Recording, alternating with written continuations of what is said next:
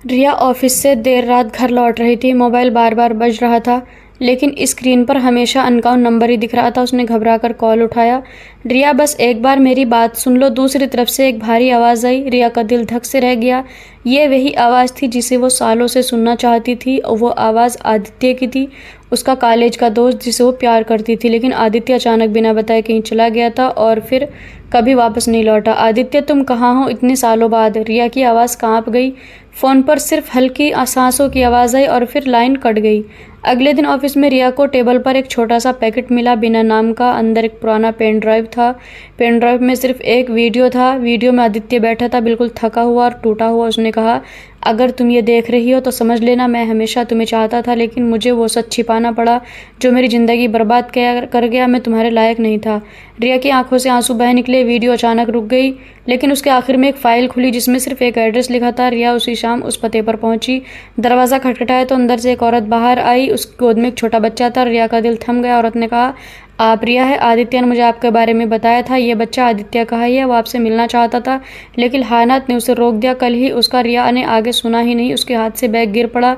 सामने उसी का पहला प्यार एक अधूरी कहानी बनकर खड़ा था जिसका अंत हो गया था। लेकिन सवाल अब भी जिंदा थे। रिया वहीं दरवाजे पर खड़ी थी, आंखों से आंसू बह रहे थे। सामने आदित्य का अतीत, उसका बच्चा और उसकी अधूरी मोहब्बत खड़ी थी। उस औरत ने बच्चे को रिया की ओर बढ़ाते हुए कहा, ये आपका भी है? क्योंकि आदित्य हमेशा कहता था कि उसका दिल तो सिर्फ आपके पास है। रिया बच्चे को देखती रही। उसकी मासूम आंखों में उसे आदित्य की झलक दिखी, लेकिन उसी पल उसके मन में एक सवाल उठ खड़ा हुआ। अगर आदित्य उससे इतना प्यार करता था तो फिर उसने ये सच क्यों छिपाया? रिया ने हिम्मत करके उस औरत से पूछा, आदित्य कहाँ है? मुझे उससे मिलना है। औरत ने चुपचाप एक लिफाफा रिया को थमा दिया। अंदर एक मेडिकल रिपोर्ट थी। रिया के हाथ कांपने लगे। रिपोर्ट में लिखा था कि आदित्य को पिछले 3 साल से लाइलाज बीमारी थी। उसे पता था कि उसका वक्त बहुत कम है, इसलिए उसने रिया से दूरी बना ली थी, क्योंकि वो नहीं चाहता था कि रिया अपनी पूरी ज़िंदगी उसके इंतज़ार और दर्द में गुजारे। रिया की सांसें भारी हो गई। तभी उस औरत ने कहा, उसने आपके नाम एक आखिरी चिट्ठी छोड़ी है। रिया ने कांपते हाथों से चिट्ठी खोली। उसमें लिखा था, रिया, शायद मेरी सबसे बड़ी गलती यही थी कि मैंने तुम्हें सच नहीं बताया, लेकिन अब अगर तुम ये पढ़ रही हो तो बस एक वादा करो, इस बच्चे को वही प्यार देना जो तुम मुझे देती। यही मेरी मोहब्बत का असली इम्तिहान होगा। रिया की आंख से आंसू नहीं रुक रहे थे। उसने बच्चे को गोद में उठाया। उसका दिल मानो चीख रहा था, लेकिन उसी के अंदर एक नई ताकत भी जन्म ले रही थी।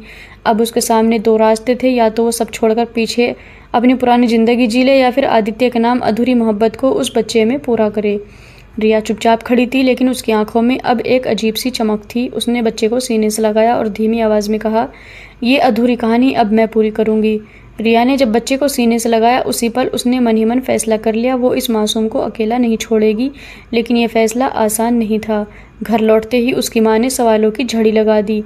रिया, ये बच्चा किसका है? तुम ऐसे अचानक किसी और के बच्चे को घर क्यों ले आई? रिया चुप रही। वो कैसे बताए कि यह बच्चा उसी इंसान का जिसे वो आज तक चाहती आई थी।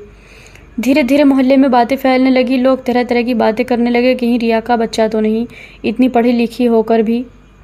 रिया हर ताने के साथ टूटती, लेकिन बच्चे की मासूम मुस्कान उसे संभाल लेती। एक दिन ऑफिस में भी उसके बॉस ने तंज कस दिया, रिया, ये सब क्या चल रहा है? हमारी कंपनी की इज्जत भी दांव पर है, तुम्हें साफ साफ बताना होगा। रिया ने गहरी सांस ली और कहा, ये बच्चा मेरा नहीं, लेकिन मैं इसे छोड़ भी नहीं सकती। ये उस इंसान की आखिरी निशानी है जिसने मुझे सच्चा प्यार किया। ऑफिस में सन्नाटा छा गया। किसी ने कुछ नहीं कहा। लेकिन असली तूफान जब आया, जब रिया के रिश्तेदार उसके घर पहुंचे। रिया, अगर तुमने इस बच्चे को अपनाया तो हम सब रिश्ते तोड़ लेंगे। कौन अपना भविष्य एक अनजान बच्चे के साथ जोड़ना चाहेगा? रिया की आंखों से आंसू निकल आए, लेकिन उसी पल उसने अपने अंदर से एक आवाज़ सुनी, आदित्य ने मुझ पर भरोसा किया था। अगर मैंने हार मान ली तो उसकी आखिरी इच्छा अधूरी रह जाएगी। रिया ने सबके सामने साफ कहा, अगर रिश्ते तोड़ने हैं तो तोड़ दो, लेकिन इस बच्चे को मैं छोड़ने वाली नहीं। ये अब सिर्फ आदित्य की निशानी नहीं, मेरी जिम्मेदारी भी है। बच्चा उसकी गोद में खिलखिला रहा था और रिया जानती थी आगे का रास्ता कांटों भरा होगा, लेकिन वो अब अकेली नहीं है। रिया ने सबके सामने ऐलान कर दिया था कि वो इस बच्चे को अपनाएगी। उसके बाद ज़िंदगी आसान नहीं रही। मोहल्ले वालों की फुसफुसाहट, रिश्तेदारों के ताने और समाज की तिरछी नज़रें, सब कुछ उसे रोज़ चोट पहुंचाते थे, लेकिन रिया ने हार नहीं मानी। वो सुबह ऑफिस जाती, शाम को बच्चे को गोद में लेकर उसे कहानियाँ सुनाती, लोरियाँ गाती। धीरे धीरे बच्चा उसके लिए सिर्फ आदित्य की निशानी नहीं, बल्कि उसकी ज़िंदगी की धड़कन बन गया। समय बीतता गया। बच्चे का नाम रिया ने रखा अर्जुन। हर बार जब वो अर्जुन कहती उसे लगता जैसे आदित्य की याद फिर से जिंदा हो उठी हो, लेकिन मुश्किलें अभी ख़त्म नहीं हुई थी। एक दिन स्कूल में दाखिले के समय फॉर्म पर सवाल आया, पिता का नाम। रिया का हाथ ठिठक गया तो सोच में पड़ गई क्या लिखे। अगर सच लिख दिया तो बच्चे को पूरी ज़िंदगी ताने सहने पड़ेंगे, और अगर झूठ लिख दिया तो आदित्य की याद से गद्दारी होगी। काफ़ी देर सोचने के बाद उसने गहरी सांस ली और फार्म पर लिखा, father's name Aditya in heaven. उसकी आंखें नम थी, लेकिन दिल को सुकून था कि उसने सच को छुपाया नहीं। बच्चा बड़ा होने लगा। उसकी आंखों में वही मासूमियत और वही जज्बा था जो कभी आदित्य की आंखों में था। रिया अब सिर्फ माँ नहीं रही, वो माँ और पिता दोनों की जिम्मेदारी निभा रही थी। एक रात अर्जुन ने रिया से पूछा, माँ मेरे पापा कहाँ हैं? सबके पापा होते हैं, मेरे क्यों नहीं? रिया के दिल में जैसे तीर चुभ गया। उसने अर्जुन को गोद में लेकर कहा, तेरे पापा बहुत अच्छे थे बेटा, लेकिन भगवान को वो जल्दी चाहिए थे, पर याद रखना तेरे पापा तुझ पर बहुत गर्व करते। अर्जुन मासूमियत से मुस्कुरा दिया, लेकिन रिया जानती थी सच का असली सामना अभी बाकी है। साल गुजरते गए। अर्जुन अब 18 साल का हो चुका था, एक होशियार, संवेदनशील और समझदार लड़का। रिया ने उसे अच्छे स्कूल में पढ़ाया, हर मुश्किल से लड़कर उसकी परवरिश की, लेकिन अर्जुन के दिल में हमेशा एक खालीपन रहा, पिता की पहचान का। उसने कई बार माँ से पूछा, लेकिन रिया हर बार बात घुमा देती। एक दिन अर्जुन को पुराने सामान में एक बक्सा मिला। उसमें आदित्य की चिट्ठियाँ और मेडिकल रिपोर्ट रखी थी। उसने सब पढ़ लिया। सच जानकर उसकी आंखें भर आई। वो समझ गया कि उसकी माँ ने कितनी तकलीफ़ें झेलकर उसे बड़ा किया है। लेकिन उसी बक्से में एक अधूरी चिट्ठी भी मिली। उसमें लिखा था, अगर अर्जुन बड़ा होकर ये पढ़े तो उसे सच बताना कि मैंने अपनी मोहब्बत से दूरी इसलिए बनाई क्योंकि मुझे अपनी बीमारी का पता था, लेकिन मैं चाहता हूँ कि मेरा बेटा वही सपने पूरे करे जो मैं अधूरे छोड़ गया। अर्जुन देर तक चुप बैठा रहा। उसके दिल में एक तूफान उठ रहा था। वो माँ के पास गया और बोला, माँ आपने मुझे सब क्यों नहीं बताया? मुझे लगता है मैंने अब तक झूठ जिया है। रिया की आंखों में आंसू थे। उसने अर्जुन का हाथ थामा और कहा, बेटा मैंने तुझसे झूठ नहीं बोला, मैंने तुझे बचाया। मैं नहीं चाहती कि तू हर वक्त इस बोझ में जिए कि तेरे पापा आखिरी वक्त तक तुझसे दूर रहे। मैंने चाहा कि तू सिर्फ प्यार महसूस करे, दर्द नहीं। अर्जुन की आंखें नम हो गई। उसने माँ को गले लगाते हुए कहा, माँ आप अकेली नहीं हैं, अब तक आप मेरे लिए माँ और पिता दोनों बनी। अब मेरी बारी है, मैं आपके लिए बेटा और सहारा दोनों बनूंगा। रिया ने आंसुओं के बीच मुस्कुराते हुए कहा, तू ही मेरी अधूरी कहानी का पूरा होना है अर्जुन। अर्जुन ने चिट्ठियों में पढ़ा था कि उसका पापा आदित्य का सपना एक NGO खोलने का था जहां अनाथ और गरीब बच्चों को शिक्षा मिल सके, लेकिन बीमारी और हालात ने वो सपना अधूरा छोड़ दिया। अर्जुन ने उस दिन फैसला कर लिया, अब पापा का सपना मेरा मकसद होगा। उसने इंजीनियरिंग की पढ़ाई पूरी की, अच्छी नौकरी पाई और अपनी कमाई से धीरे धीरे पैसे बचाने लगा। रिया शुरू में चिंतित हुई, बेटा तो अपनी ज़िंदगी पर ध्यान दे, शादी ब्याह कर अपना घर बसा। अर्जुन मुस्कुराकर बोला, माँ मेरा घर तो तभी पूरा होगा जब पापा का सपना पूरा होगा। आप ही तो हमेशा सिखाती रही, मोहब्बत का असली रूप जिम्मेदारी निभाना है। कई सालों की मेहनत के बाद अर्जुन ने अपने पापा के नाम से एक NGO खोला, आदित्य ड्रीम फाउंडेशन। उद्घाटन के दिन रिया स्टेज पर बैठी थी। उसकी आंखें नम थी क्योंकि उसके सामने न सिर्फ उसका बेटा बल्कि उसकी अधूरी मोहब्बत की झलक खड़ी थी। अर्जुन ने भाषण देते हुए कहा, मेरे पापा इस दुनिया से चले गए, लेकिन उन्होंने मुझे ज़िंदगी का सबसे बड़ा सबक दिया, सपनों को अधूरा मत छोड़ना। और मेरी माँ ने मुझे सिखाया कि प्यार सिर्फ कहा नहीं जाता, निभाया जाता है। आज जो मैं हूँ मेरी माँ और मेरे पापा दोनों की वजह से हूँ। तालियों की गड़गड़ाहट गूंज उठी। रिया की आंखों से आंसू बह रहे थे, लेकिन इस बार वो आंसू दुख के नहीं, गर्व और सुकून के थे। उसने मन ही मन कहा, आदित्य देखो तुम्हारा सपना अब हमारा सच बन गया। अर्जुन स्टेज से नीचे उतरा और रिया के पास आकर बोला, माँ हमारी कहानी अधूरी नहीं रही। रिया ने बेटे को गले लगा लिया। वो उसी पल वो अधूरी मोहब्बत जो सालों से रिया के दिल में दर्द बनकर थी, एक नई रोशनी में बदल गई। एक माँ और बेटे की जीत की कहानी। अर्जुन का NGO अब मशहूर हो चुका था। सैकड़ों बच्चे वहाँ पढ़ाई करते, उनके सपनों को पंख मिलते। रिया को लगता था कि अब उसकी ज़िंदगी पूरी हो चुकी है, लेकिन एक दिन अर्जुन उसके पास एक लड़की आई, नैना, जो पत्रकार थी। वो NGO की कहानी लिखना चाहती थी। इंटरव्यू के दौरान नैना ने पूछा, अर्जुन आपने इतनी छोटी उम्र में इतना बड़ा काम कैसे कर लिया? अर्जुन मुस्कुराया और बोला, ये मेरी माँ और मेरे पापा दोनों की मोहब्बत की देन है। अगर उनकी अधूरी कहानी ना होती तो शायद मैं यहाँ खड़ा भी ना होता। नैना उसकी बातें सुनकर चुप हो गई, लेकिन जाते जाते उसने एक फाइल अर्जुन को थमाई और कहा, शायद ये आपके काम आए। अर्जुन ने फाइल खोली तो उसके पैरों तले ज़मीन खिसक गई। उसमें आदित्य की पुरानी डायरी थी जिसमें कई ऐसे राज लिखे थे जो अब तक किसी को नहीं पता थे। डायरी में लिखा था कि आदित्य ने अपनी बीमारी के इलाज के लिए गुप्त रूप से कुछ ट्रायल्स करवाए थे और उन ट्रायल्स की वजह से ही उसकी हालत बिगड़ी। अर्जुन को पहली बार एहसास हुआ शायद उसके पापा की मौत प्राकृतिक नहीं बल्कि किसी मेडिकल लापरवाही की वजह से हुई थी। उसकी आंखों में आग जल उठी। उसने तय कर लिया कि अब वो सिर्फ एनजीओ ही नहीं चलाएगा बल्कि अपने पापा के साथ हुई नाइंसाफी का सच भी सामने लाएगा। रिया को जब ये पता चला तो वो डर गई। बेटा तो पुराने जख्म मत कुरेद, ये लड़ाई आसान नहीं होगी, बड़े लोग शामिल हैं। लेकिन अर्जुन ने माँ का हाथ पकड़ कर रखा। माँ, अपनी पूरी जिंदगी सच और मोहब्बत के लिए लड़ा है, अब मेरी बारी है। मैं पापा का नाम सिर्फ सपनों से नहीं इंसाफ से भी रोशन करूंगा।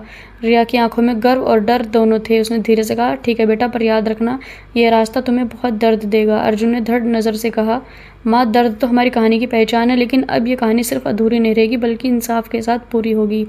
अर्जुन ने आदित्य की डायरी के हर पन्ने को बार बार पढ़ा। उसमें साफ लिखा था कि आदित्य जिस मेडिकल रिसर्च ट्रायल में शामिल हुआ था उसमें कई नियम तोड़े गए थे और शायद उसे लापरवाही की वजह से उसकी मौत हुई। अर्जुन ने तय किया कि वो इस मामले को कोर्ट तक ले जाएगा। लेकिन जब उसने वकीलों से बात की तो सभी ने कहा, बेटा, ये बहुत बड़ा मामला है, इसमें अस्पताल, फार्मा कंपनी और सरकारी लोग तक शामिल है, अकेले लड़ना आसान नहीं होगा। अर्जुन ने हार मानने से इनकार कर दिया। उसने नैना पत्रकार की मदद ली। नैना ने अपनी टीम के साथ पुराने डॉक्यूमेंट्स, रिकॉर्डिंग्स और रिपोर्ट्स जुटाने शुरू किए, लेकिन जितना गहरा हो जाते उतनी मुश्किलें बढ़ती गई। एक रात अर्जुन को धमकी भरा फोन आया, सच की तलाश बंद कर दो वरना तुम्हारा हाल भी तुम्हारे बाप जैसा होगा। रिया डर गई। उसने अर्जुन से कहा, बेटा, मैं तुझे खो नहीं सकती, तेरे पापा को खोकर मैंने बहुत दर्द सहा है, तू ये लड़ाई मत लड़। अर्जुन ने माँ को गले लगाया और कहा, माँ, यही तो फ़र्क होगा पापा और मेरे बीच। पापा सच छुपाकर चले गए, लेकिन मैं सच छुपाकर नहीं जी सकता। धीरे धीरे मीडिया में ये मामला फैलने लगा। अर्जुन के एनजीओ के बच्चे भी कहने लगे, भैया, अगर आप डर गए तो हमें कौन सिखाएगा कि सच के लिए खड़ा होना चाहिए। उनकी मासूम आंखों ने अर्जुन को और मजबूत बना दिया। आखिरकार अर्जुन ने कोर्ट में केस दर्ज कर दिया। पहली सुनवाई के दिन पूरा कोर्ट रूम चुप था। जज ने पूछा, अर्जुन, तुम्हारे पास क्या सबूत है कि यह सिर्फ एक हादसा नहीं बल्कि लापरवाही थी? अर्जुन ने आदित्य की डायरी उठाई और कहा, यह सिर्फ एक पिता की आखिरी पुकार नहीं बल्कि हजार और लोगों की आवाज़ है जिन्हें कभी सुना ही नहीं गया। मैं अब यहाँ अपने पापा के लिए नहीं बल्कि उन सब के लिए खड़ा हूँ। रिया की आंखों से आंसू बह रहे थे। वो जानती थी कि उसका बेटा अब सिर्फ उसका नहीं रहा, वो अब सच और इंसाफ का सिपाही बन चुका था। कोर्ट में अर्जुन की गवाही और आदित्य की डायरी ने मामला सबके सामने ला दिया। मीडिया में सुर्खियां छा गई। बड़े अस्पताल पर लापरवाही का आरोप, एनजीओ चलाने वाले युवक ने खोली फार्मा कंपनी की पोल। लेकिन जितनी तेजी से सच्चाई सामने आ रही थी उतनी तेजी से साजिशें भी गहराती जा रही थी। एक रात अर्जुन अपनी कार से घर लौट रहा था, तभी अचानक एक ट्रक उसकी गाड़ी से टकराने ही वाला था कि अर्जुन ने समय रहते कार मोड़ ली और उसे समझ आया कि कोई हादसा नहीं बल्कि चेतावनी थी। रिया घबरा कर बोली, बेटा, मैं तुझे खो नहीं सकती, ये लोग बहुत ताकतवर है। अर्जुन ने माँ का हाथ पकड़ते हुए कहा, माँ, अगर मैं पीछे हट गया तो पापा की मौत हमेशा एक रहस्य बनी रहेगी, मैं यह नहीं होने दूंगा। इसी बीच नैना ने एक बड़ा सबूत हासिल किया, एक ऑडियो रिकॉर्डिंग जिसमें कंपनी के अधिकारी साफ कह रहे थे, अगर ये ट्रायल फेल हुआ तो रिपोर्ट्स बदल देना, किसी को पता नहीं चलना चाहिए। ये सबूत अर्जुन के लिए हथियार था, लेकिन इसके लीक होती पूरे मीडिया में तहलका मच गया। अब मामला सिर्फ कोर्ट का नहीं रहा बल्कि राजनीति तक पहुंच गया। कुछ लोग अर्जुन के समर्थन में खड़े हो गए, लेकिन कुछ उसे झूठा पब्लिसिटी चाहने वाला कहकर बदनाम करने लगे। अर्जुन का एनजीओ भी दबाव में आ गया। फंडिंग रोक दी गई, बच्चों के खाने पीने तक की दिक्कत हो गई। लेकिन जब अर्जुन टूटने लगा तो वही बच्चे उसके पास आकर बोल, भैया, आपने हमें सिखाया कि डरना नहीं चाहिए, अगर आप हार गए तो हमें कौन सिखाएगा। ये सुनकर अर्जुन की आंखों में आंसू आ गए और उसी पल उसने कसम खाई, अब चाहे जान चली जाए लेकिन पापा और इन बच्चों के लिए पीछे नहीं हटूंगा। कोर्ट में भीड़ लगी थी, मीडिया कैमरे चमक रहे थे। अर्जुन और उसकी माँ रिया पहली बार कतार में बैठे थे। जज ने कहा, हम इस केस की सबसे अहम गवाही सुनेंगे। नैना ने ऑडियो रिकॉर्डिंग कोर्ट में चलवाई। पूरा हॉल गूंज उठा जब कंपनी का अधिकारी कह रहा था, ट्रायल से कितने भी मरीज मरे, रिपोर्ट बदल दो वरना प्रोजेक्ट बंद हो जाएगा। पूरा कोर्ट सन्न रह गया। अर्जुन ने सबूत दिखाते हुए कहा, यह सिर्फ मेरे पापा की मौत नहीं बल्कि सैकड़ों जिंदगियों के साथ खेला गया खेल है। लेकिन तभी कंपनी के वकील खड़े और बोले, माय लॉर्ड, ये रिकॉर्डिंग नकली हो सकती है और ये रही बात डायरी की, कौन साबित करेगा कि डायरी आदित्य की ही? हमारे पास सबूत है कि अर्जुन और उसकी टीम ने ये सब बनाया है। सबकी नजर अर्जुन पर टिक गई। अर्जुन का दिल बैठने लगा। तभी अचानक कोर्ट रूम का दरवाजा खुला। अंदर एक बुजुर्ग डॉक्टर आए। उन्होंने हाथ में एक फाइल पकड़ी थी। मिलॉर्ड, मैं इस ट्रायल का हिस्सा था, मुझे मजबूर किया गया था रिपोर्ट बदलने के लिए, लेकिन मैं अब और चुप नहीं रह सकता। उन्होंने फाइल जज को थमाई। फाइल में वही ओरिजिनल मेडिकल रिपोर्ट्स थी जिनमें साफ लिखा था कि आदित्य समेत दर्जनों मरीज दवाई के साइड इफेक्ट से मरे थे। कोर्ट रूम में हलचल मच गई। जज ने कड़ी आवाज में कहा, यह केस अब और साफ हो चुका है, ये सिर्फ लापरवाही नहीं बल्कि सोची समझी साजिश है। रिया की आंखों से आंसू बहने के लिए उसने अर्जुन का हाथ पकड़ कर कहा, बेटा, आज तेरे पापा की आत्मा को सुकून मिला होगा। अर्जुन ने भावुक होकर माँ की ओर देखा, लेकिन उसके दिल में एक सवाल अब भी बाकी था, क्या इंसान सिर्फ कागज पर मिलेगा या असल जिंदगी में भी दोषियों को सजा मिलेगी? आखिर सुनवाई का दिन आ गया। कोर्ट रूम खचाखच भरा था। मीडिया, पत्रकार, आम लोग, सबकी नजरें एक ही फैसले पर टिकी थी। जज ने कड़ी आवाज में कहा, पेश किए गए सबूत और गवाहों के बयान साफ साबित करते हैं कि फार्मा कंपनी और अस्पताल ने ट्रायल में घोर लापरवाही की। इस लापरवाही के कारण कई निर्दोष लोग मरे, जिनमें आदित्य भी शामिल थे। कोर्ट कंपनी के मालिक और शामिल डॉक्टरों को दोषी ठहराता है और सख्त सजा का आदेश देता है। पूरा कोर्टरूम तालियों से गूंज उठा। रिया की आंखों से आंसू बह निकले। इस बार गम के नहीं, सुकून के थे। उसने मन ही मन में कहा, आदित्य देखो, तुम्हें इंसाफ मिल गया। अर्जुन खड़ा हुआ, उसकी आवाज़ कांप रही थी लेकिन दिल मजबूत था। यह जीत सिर्फ मेरी नहीं बल्कि उन सब की है जो सच्चाई के लिए लड़े और दबा दिए गए। आज मेरे पापा जिंदा नहीं हैं, लेकिन उनका सपना और उनका नाम हमेशा जिंदा रहेगा। मीडिया बाहर इंतजार कर रही थी। जब अर्जुन बाहर निकला तो एक पत्रकार ने पूछा, अब आगे क्या? अर्जुन ने मुस्कुराकर कहा, अब मेरी लड़ाई सिर्फ पापा के लिए नहीं रहेगी, मैं उन सभी परिवारों की आवाज़ बनूंगा जो ऐसी लापरवाहियों का शिकार हुए हैं। यही मेरे पापा की असली विरासत है। रिया ने बेटे की ओर देखा। वो अर्जुन में अब सिर्फ अपने बेटे को नहीं बल्कि आदित्य की आत्मा और हिम्मत को देख रही थी। उसने अर्जुन से कहा, बेटा अब हमारी कहानी अधूरी नहीं रही। अर्जुन ने मुस्कुराकर जवाब दिया, नहीं माँ, अब ये कहानी सिर्फ हमारी नहीं बल्कि इंसाफ और उम्मीद की कहानी बन चुकी है। और इसी तरह आखिरी कॉल की कहानी पूरी होती है। एक ऐसी यात्रा जो मोहब्बत से शुरू हुई, दर्द से गुजरी और इंसाफ पर जाकर ख़त्म हुई। दोस्तों, उम्मीद करती हूँ कि आपको हमारी कहानी पसंद आई होगी। अगर कहानी पसंद आई है तो वीडियो को लाइक करिए। अगर चैनल पर नए हैं तो चैनल को सब्सक्राइब करिए और हाँ, बेल आइकन को दबाना ना भूलें ताकि आने वाली हर वीडियो का नोटिफिकेशन सबसे पहले आपको मिले।